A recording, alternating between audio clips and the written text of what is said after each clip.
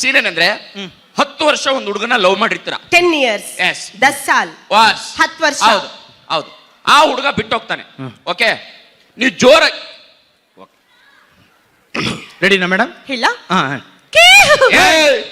ಶ್ರುತಿ ಹಿಡ್ಕೊಳ್ತಾ ಇದೀನಿ. ಹಿಡ್ಕೋ ಹಿಡ್ಕೋ.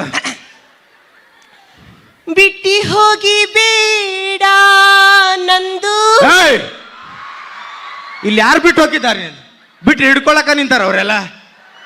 ಮೇಡಮ್, ಬಿಟ್ಟು ಹೋಗ್ಬೇಡ ನಂದು ಅಲ್ಲ, ನಿಂದು. ಬಿಟ್ಟೋಗ್ಬೇಡ ನನ್ನ.